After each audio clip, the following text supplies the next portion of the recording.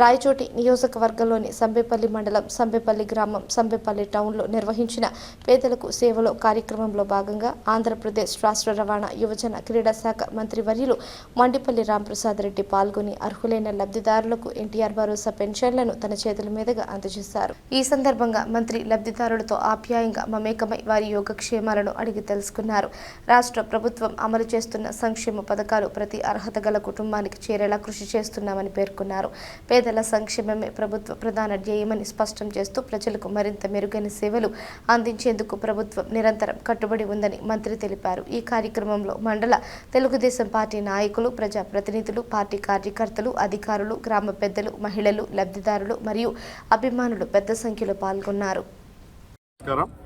ఈరోజు రాష్ట్ర వ్యాప్తంగా 1వ తారీఖు అంటే పండుగ రోజు సుమారుగా 2,900 కోట్ల రూపాయలు ఎందరో అభాగ్యులు అంటే రాష్ట్రంలో 64 లక్షల మంది పెన్షన్ హోల్డర్స్ ఉన్నారు. వాళ్ళ కోసం గత 23 నెలలుగా ఎన్టీఆర్ భరోసా కార్యక్రమం దిగ్విజయంగా అవుతూ ఉంది. ప్రతి ఒక్క గ్రామంలో, వార్డులో, అలాగే ప్రతి ఒక్క దగ్గర చర్చ ఒకటే ఉంటుంది. 1వ తారీఖు వస్తే ఇంటి పెద్ద కొడుకు చంద్రబాబు నాయుడు గారు ఆ కుటుంబాన్ని ఆదుకుంటాడనే దానికి ఇదొక్కటి చాలు. ఈ విధంగా భారతదేశంలో ఉన్న ఏ రాష్ట్రంలో ఇంత దిగ్విజయంగా ఈ పెన్షన్ కార్యక్రమాన్ని ఎవరు ప్రవేశపెట్టలేదు. ఇంకా కొన్ని రాష్ట్రాల్లో 200 రూపాయలు పెన్షన్ ఇచ్చే కార్యక్రమం ఉంటే కేవలం ఆంధ్ర రాష్ట్రంలోనే 4,000 రూపాయలు పెన్షన్ ఇస్తున్నామంటే ఒకసారి గుర్తు చేసుకోవాలా. పేదల కోసం పనిచేస్తున్న ప్రభుత్వం కూటమి ప్రభుత్వం. అలాగే ప్రతి ఒక్క శాఖలో తనదైన ముద్ర ఉండే విధంగా రాష్ట్రంలో అన్ని అభివృద్ధి కార్యక్రమాలు జరుగుతూ ఉన్నాయి.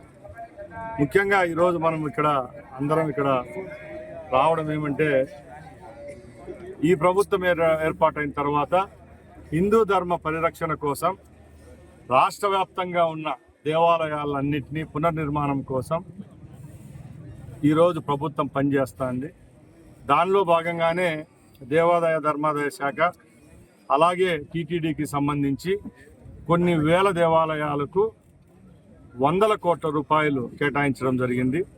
దానిలో భాగంగానే నా సొంత నియోజకవర్గం రాయచోట్లో ఈ 20 నెలల్లోనే సుమారుగా 22 కోట్ల రూపాయలు టీటీడీ మరియు సీసీఎం గ్రాంట్ కింద శాంక్షన్ చేశామంటే ఒకసారి అర్థం చేసుకోవాలా. రేపు రాబోయే 3 సంవత్సరాల్లో కూడా నియోజకవర్గంలో ఉన్న అన్ని గుళ్ళల్లో తప్పకుండా ఏ విధమైన అభివృద్ధి కార్యక్రమాలు చేపట్టడంలో దానికి ప్రణాళికాబద్ధంగా ముందుకెళ్తామని తెలియజేసుకుంటున్నాం.